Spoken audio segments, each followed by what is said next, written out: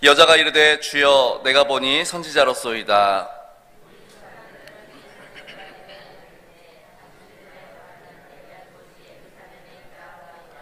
예수께서 이르시되 여자여 내 말을 믿으라. 이 산에서도 말고 예루살렘에서도 말고 너희가 아버지께 예배할 때가 이르리라.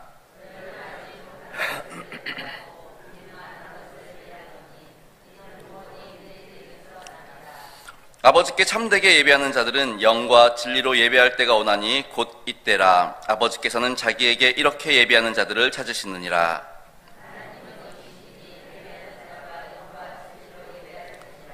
여자가 이르되 메시아 곧 그리스도라 하는 이가 오실 줄을 내가 아노니 그가 오시면 모든 것을 우리에게 알려주시리이다. 예수께서 이르시되 내가 말하는 내가 그라 하시니라. 아멘. 우리 함께 인사 나누시겠습니다. 나는 축복의 통로입니다. 다시 한번 시작. 나는 축복의 통로입니다. 자, 우리 옆에 사람을 향해서 당신도 축복의 통로입니다. 당신도 축복의 통로입니다. 당신도 축복의 통로입니다. 네, 우리 131성교회 모든 성도님들이 축복의 통로로 살아가시는 멋진 삶 사실 수 있기를 바랍니다. 지난번에는 성령 안에서 예배한다는 것에 대해서 잠시 말씀을 나누었습니다. 성령 안에서 예배한다는 것은 하나님과 영적 채널을 맞추는 것이다 라고 말씀을 드렸습니다. 그러면서 제가 드린 말씀 가운데 어쩌면 우리가 드려지는 잘못된 예배가 하나님께서 가장 싫어하는, 불편해하는 예배일 수 있다라고 말씀을 드렸습니다.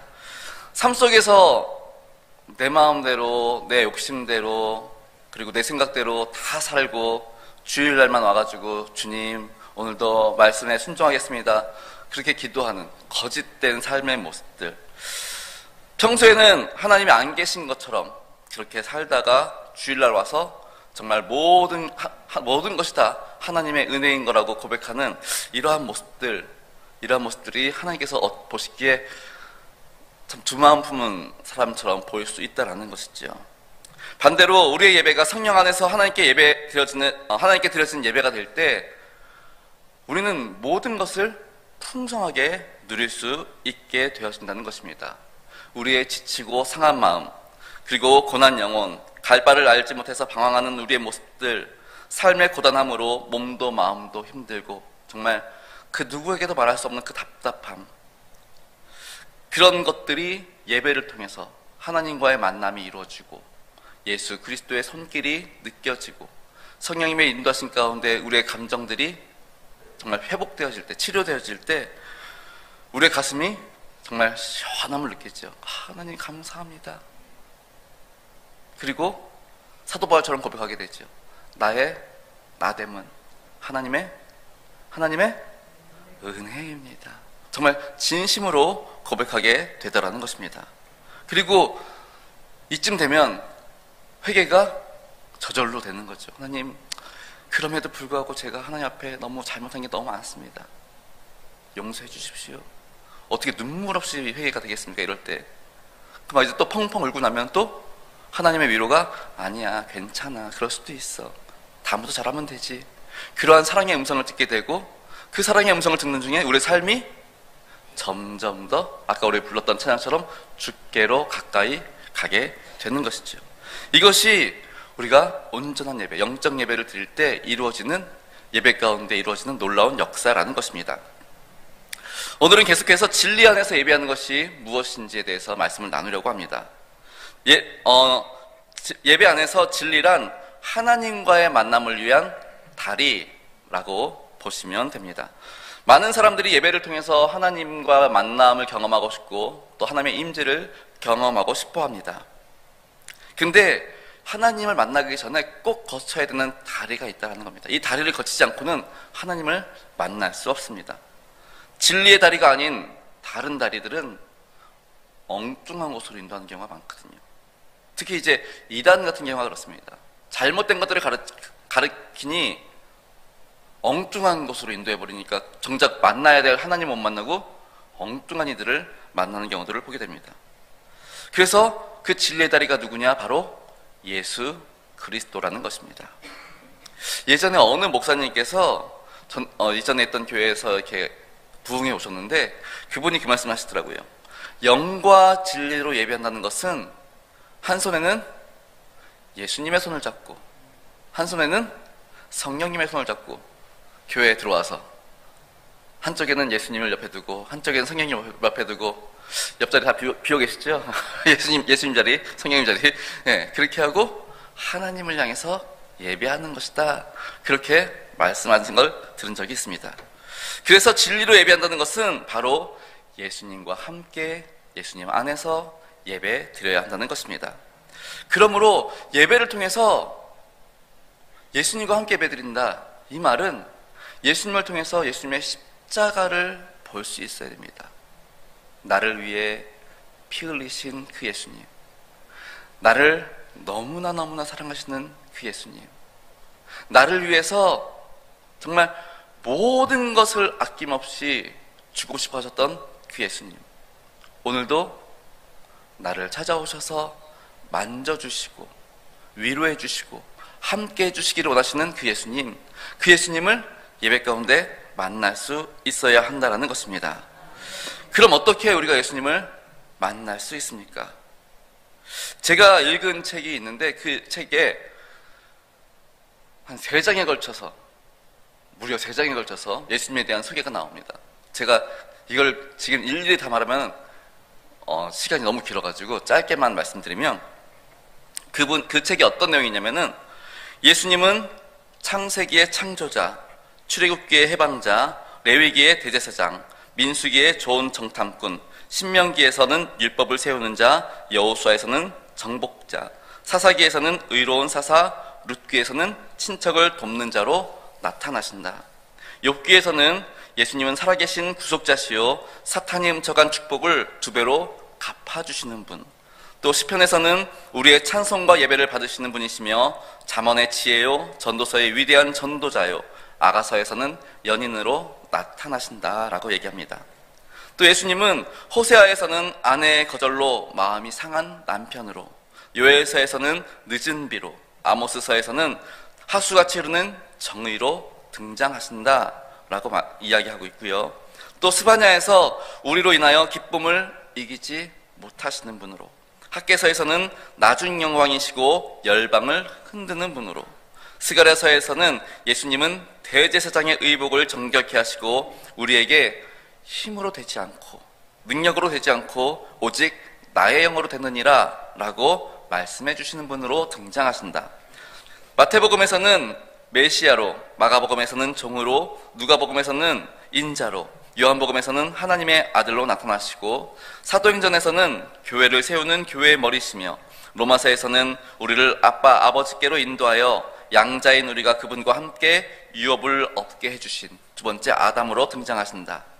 에베소서에서는 예수님은 모퉁이 돌이자 우리가 입어야 할 하나님의 전신갑주로, 또 빌립보서에서는 예수님은 모든 일 위에 뛰어나신 분이시며, 골로새서에서는 세상을 창조하시고 지금도 여전히 그 세상을 붙들고 계신 분으로 소개가 되어진다.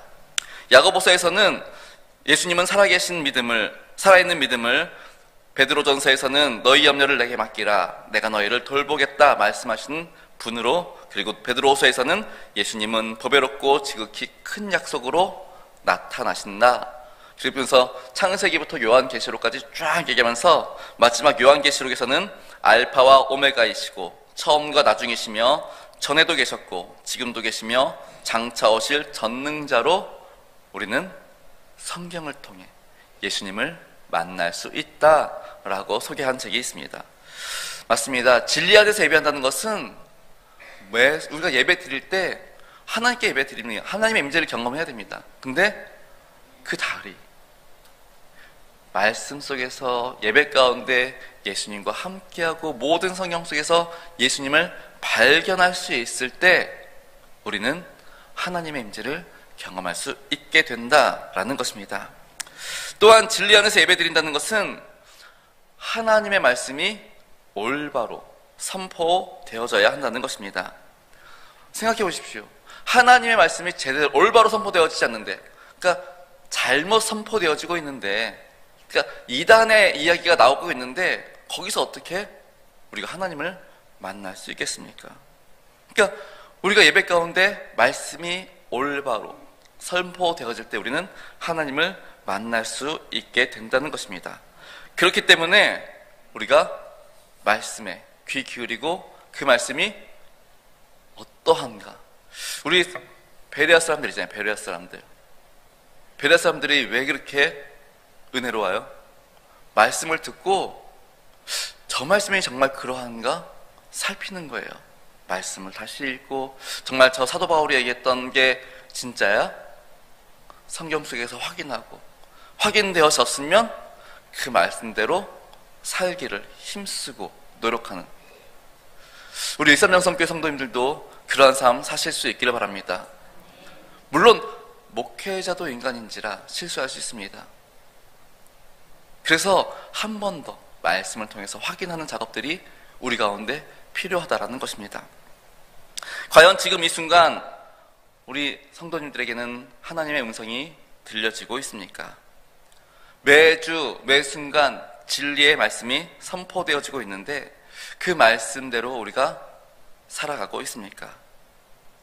과거 이스라엘 백성들이 시내산에 오르기 전 자신들을 점검하고 시내산에 올라 하나님의 음성을 들을 때 그들이 어떻게 딴 생각을 하겠습니까? 지금 시내산에서 막 하나님의 음성이 들려지고 있는데 딴 생각 하실 수 있겠어요? 이스라엘 백성들이 어떻게 딴 생각해요? 주일날 목사님의 말씀이 이렇게 목사님께서 하나님께서 주신 말씀을 목사님께서 선포하시는데 우리는 딴 생각하면 안 되겠죠. 네, 집중하실 수 있기를 바랍니다. 우리의 예배의 모습들을 날마다 점검해 보시기 바랍니다. 그래서 가끔 어느 교회에 보면은 예배의 성공이 인생의 성공입니다. 그런 글귀를 볼 수 있습니다. 맞습니다. 예배의 성공이 인생의 성공입니다. 정말 예배가 우리의 삶 가운데 온전히 드려질 때, 주일날 뿐만 아니라 날마다의 삶 속에서 제대로 드려질 때 하나님은 우리를 가만두지 않으세요. 그냥 두지 않으세요. 그 예쁜 거 어떻게 그냥 둬요? 우리도 정말 이쁜 애들 찾아가서 뭐라도 더 주고 싶잖아요. 하나님도 똑같으세요. 그렇게 자기에게 영과 진리로 예배하는 하나님 말씀하셨잖아요.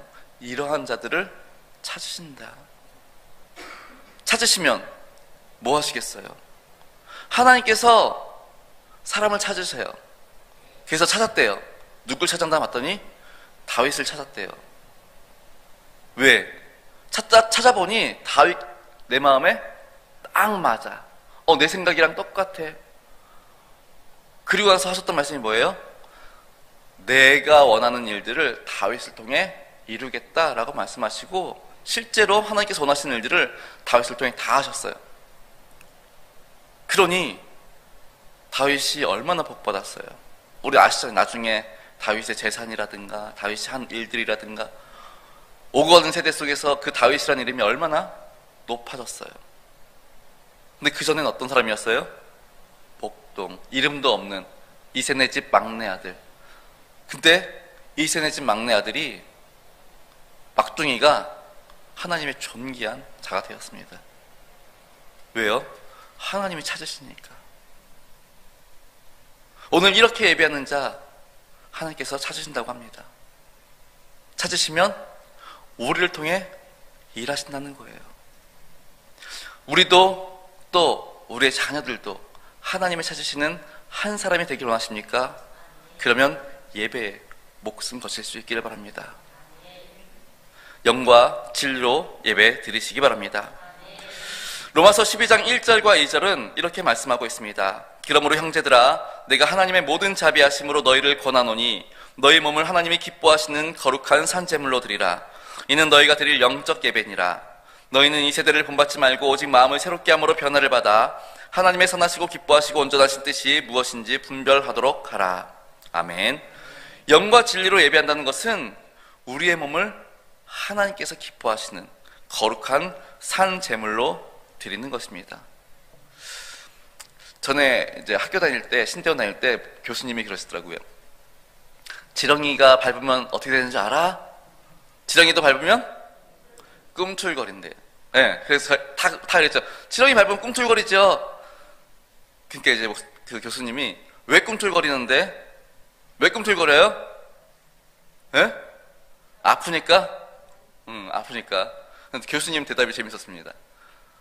덜 죽어서. 덜 죽어서. 예. 그 얘기 하시더라고요. 죽으면 움직임이 없죠. 거룩한 산재물로 드려요.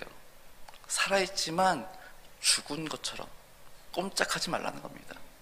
진짜 살아있는 양을 가지고 제사를 드려보세요. 불 위에 제단 위에 올려놓으면 애가 어떻게 하겠어요?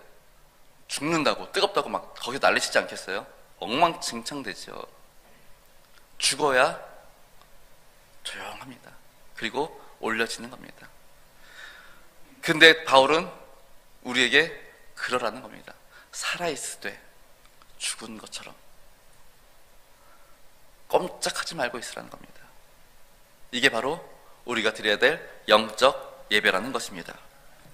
하나님의 말씀 속에서 날마다 새롭게 되고 하나님의 뜻이 무엇인지 분별함으로 내 생각, 내 판단, 내 계획, 내가 하고 싶은 욕망들 이런 것들은 다 버리고 나는 죽었으니 이런 거 없어. 그리고 내 안에 무엇으로?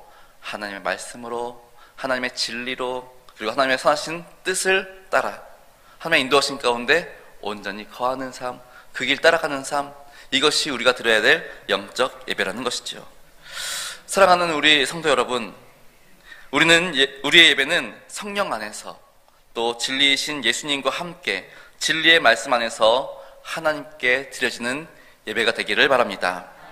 그렇게 삼위일체로 계신 하나님의 영광이 예배 가운데 임재되어지는 축복을 경험하실 수 있기를 바랍니다. 지금이 무슨 기간이죠? 무슨 기간? 대림절, 대강절. 대강절. 제발 대강 보내지 마시고, 예? 이 대강절에 정말 예수님을 더 깊이 묵상하실 수 있길 바랍니다. 예수님이 왜 이 땅에 오셨을까? 왜 인간의 육신의 몸을 입고 오셨을까? 왜 그렇게 어린 생명으로 오셨을까? 왜 십자가에 못 박히셔야만 했을까? 왜 피 흘리시고 정말 그 몸에 있는 물까지 다 쏟아내셔야만 했었을까? 좀 예수님을 더 깊이 묵상하는. 그래서 제가 이제 아이들을 가르치면서 사순절이 이제 주일 빼고 40일이잖아요. 아이들한테 딱 하기 좋은 게 뭐냐면은 신약 성경 읽기.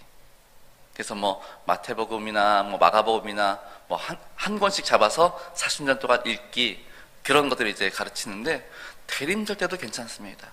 대림절 때도 예수님의 탄생으로부터 시작해서 예수님의 부활에 이르기까지 말씀을 읽으면서 예수님을 더 깊이 묵상하심으로 인해서 정말 우리 안에 예수 그리스도로 가득 채우실 수 있기를 바랍니다. 그리고 우리 안에 가득 채워진 그 예수님을 정말 올바로 깨닫게 하기 위해서 성령님의 도우심을 구하며, 성령님 오늘도 말씀 읽을 때에 깨닫게 해주십시오. 하나님의 그 사랑을, 예수님께서 오셨던 그 이유를 그냥 깨닫다는 게 아는 것으로 만족하는 것이 아니라 내 삶 속에서 정말 체험되어지면 삶이 변하겠지요. 삶 속에서 우러나오겠지요. 우리 안에 뜨거움이 있는데, 우리 그 초등학교 때 다 이제 우리 여기 계시면 국민학교죠. 국민학교 가면은 옛날 이렇게 난로 있었잖아요. 조개탄으로 해가지고 막 난로 연기 막 짜옥하고 막. 그런데 그 난로 가까이 가면 어때요? 뜨겁잖아요. 우리 안에 뜨거움이 있는데 그 뜨거움이 어떻게 전달되지 않겠어요? 근데 전달되지 않는다는 얘기는 덜 뜨거운 거죠. 안 뜨거운 거죠. 다시 한번 예수 그리스도로 이 대림절 기간 동안, 이 대강절 기간 동안 말씀을 통해서 예수 그리스도로 충만해지시고 예수 그리스도로 뜨거워지시고 성령의 도우심 가운데 예수 그리스도를 더욱더 알아가실 수 있기를 바랍니다. 동시에 하나님께서 부어주시는 은혜를 날마다의 삶 속에서 경험하실 수 있기를 바랍니다. 제가 우리 권사님들을 위해서, 또 우리 교사 선생님들을 위해서 기도하는 게 있습니다. 특별히 우리 교사 선생님들을 위해서 꼭 이러기도 합니다. 하나님, 우리 선생님들이 정말 유아유치부 가르치는 선생님들, 초등부 가르치는 선생님들, 중고등부 가르치는 선생님들 하시는 일들이 잘 되어서 정말 주일에 집중해서 아이들을 가르칠 수 있도록, 아이들에게 더 많은 관심을 가질 수 있도록. 그러니까 집안에 어려움이 있으면 그거에 신경 쓰느라 아이를 가르칠 수 없으니, 신경을 못 쓰니 집안이 평안할 수 있기를 위해서 기도합니다. 그러면서 하는 기도가 하나님, 우리 선생님들의 삶 가운데 놀라운 간증의 역사가 있기를 합니다. 그래서 우리 아이들에게 한 주간을 살면서 얘들아, 내 지난주에 어떤 일이 있었는지 아니?